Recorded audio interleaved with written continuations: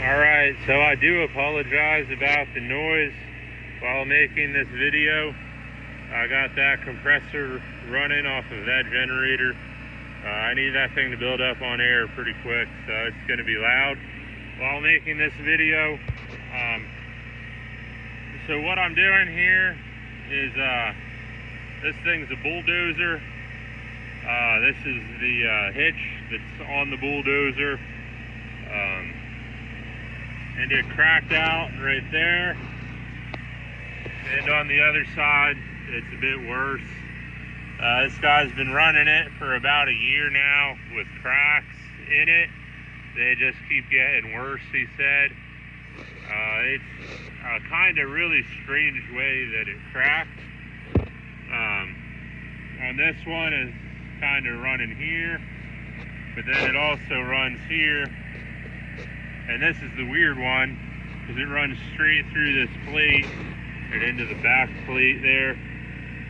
And then also, it looks like this weld is starting to crack off to at least here.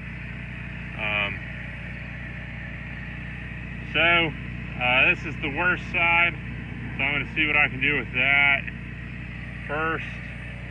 Then this side over here is not as bad, but I'm still going to try to fix it because it's kind of like trying to separate there. This guy runs a lot of drainage stuff with his dozer. So he's always got like a tile plow on the back of this thing. And when he turns, there's like a lot of resistance and a lot of force being applied to this thing. So he doesn't want to build a new hitch yet. He just wants this one repaired. He thinks the new hitch is going to be like $2,000. So I'm going to try to carbon arc it. I got my carbon arc set up here. Yeah, I got this generator running. Building power in this compressor. I had the relief valve open, so I gotta wait even longer for this thing to build up air. Then I got this SA200 here.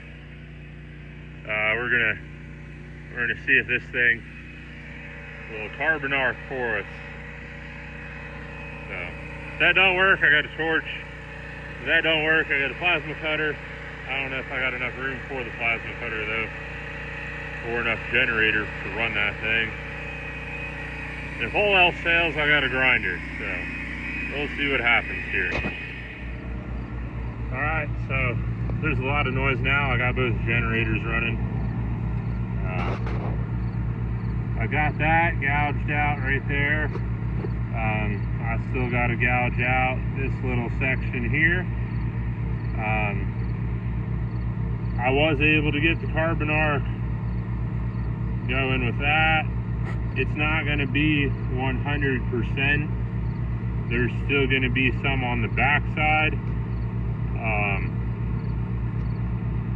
which I guess is probably okay for this machine. In order to do this correctly, I was looking at this while I was waiting for the compressor to build up. What I would probably like to do is cut this plate off entirely, work on just the cracks there.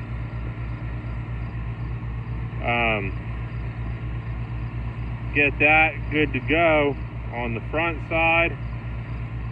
Do the same thing on this side, cut that plate off, weld her out, gouge it out, and then weld it up, grind it flush, then weld this plate back in, weld this plate back in, pop these bolts off, then go in from the back side, back gouge into the weld on this side, weld her solid, grind her flush, and slap her back on there. But that's going to take a lot of time. So knowing this customer and how he repairs stuff himself, I think this is probably going to be good enough for now, especially knowing that this has been cracked for an entire year and it's still holding. I think any amount of welding that I do to this is probably going to be an improvement.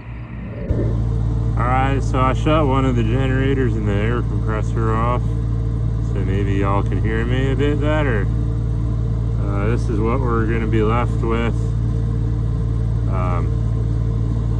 I did a lot of welding in here.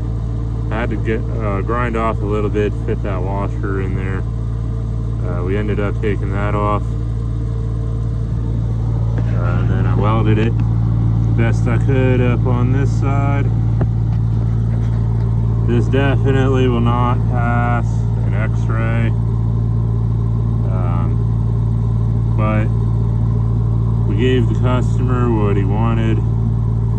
I actually discussed with him about the proper way to do this, having to, you know, cut this plate out, do all that extra stuff. And he told me this dozer is only going to be run for another year or so, and then he's going to get rid of it.